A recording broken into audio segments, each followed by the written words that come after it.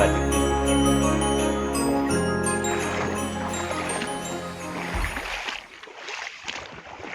Tingnan natin ng tubig after ng isang buwan namin pag-install ng CY River Alaminos Bike Park Phase 2. Tingnan natin ulit yung mga isda na nakita natin kung malalaki na. Parang ang laki ng inilinaw ng tubig.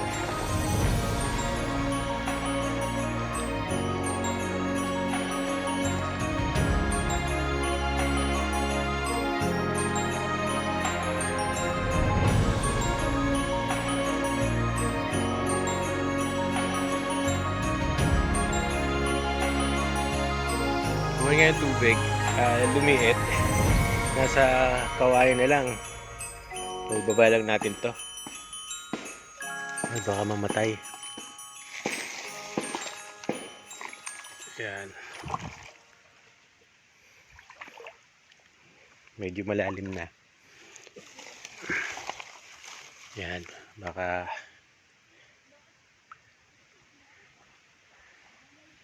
medyo malalim. Tapos ang dami tayong basura na nasasala galing sa taas. So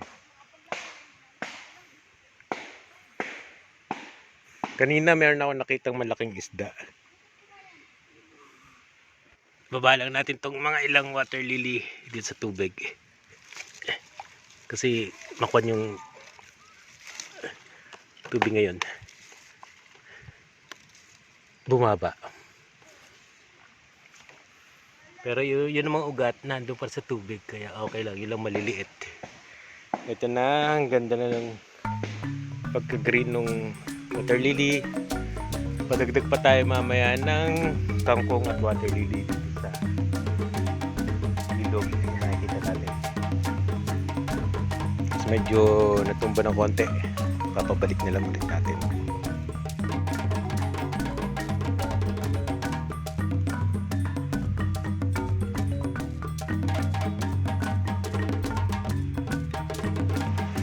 Naglakad-lakad ako dito sa ilog para maghanap ng mga water lily, pero wala tayong makita. So kangkong na lang ang aking hahanapin para idagdag dun sa biopark. Pero kita ko ganda naman ang ilog. Buti na lang may lan ako nakuha dito. Ilagay natin doon ng water lily.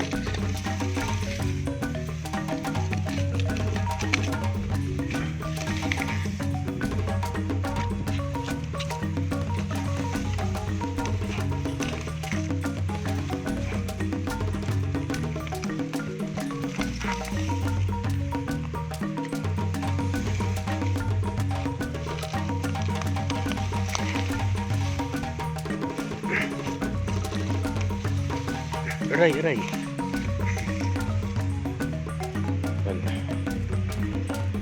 Dagdag natin mamaya.